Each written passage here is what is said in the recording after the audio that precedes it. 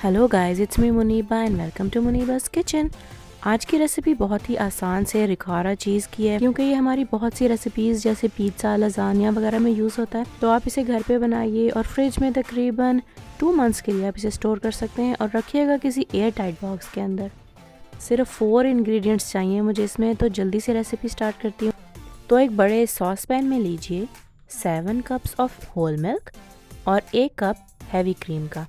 Whole milk इसलिए कह रही हूँ क्योंकि इससे हमारा चीज़ बहुत अच्छा बनकर तैयार होता है। हम इसमें 1 टीस्पून सॉल्ट का ऐड कर देते हैं और रखते हैं इसको हल्की आंच पे बॉईल होने के लिए। और जब तक ये मिल्क बॉईल हो रहा है आप 2 टेबलस्पून लेमन जूस के साइड पे रख लीजिए और जैसे ही ये बॉईल हो आप इसमें लेमन जूस ऐड कर दीजिए।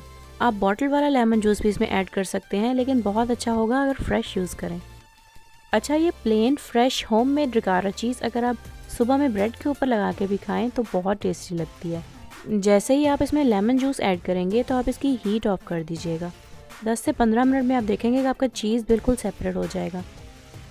अब मुझे चाहिए एक डीप बॉल और एक चीज़ क्लॉथ जिसमें से हमने इस मिल्क को स्ट्रेन करना है, जिससे सारा का सारा चीज़ हमारा कपड़े में आ जाएगा। और इसे अच्छी तरह से टाइटली बंद करके किसी बर्तन में 3 से 4 घंटे के लिए फ्रिज में रख दीजिए।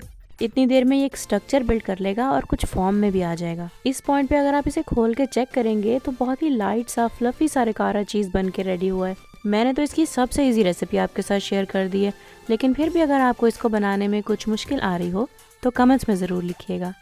आप इस रिकारा चीज़ को किसी एयर टाइट कंटेनर में बंद करके 2 मंथ्स तक के लिए सेव कर सकते हैं। तो वीडियो को लाइक कीजिएगा, चैनल को ज़रूर सब्सक्राइब कीजिएगा। मिलती हूँ आपसे नेक्स्ट रेसिपी के साथ। Bye bye.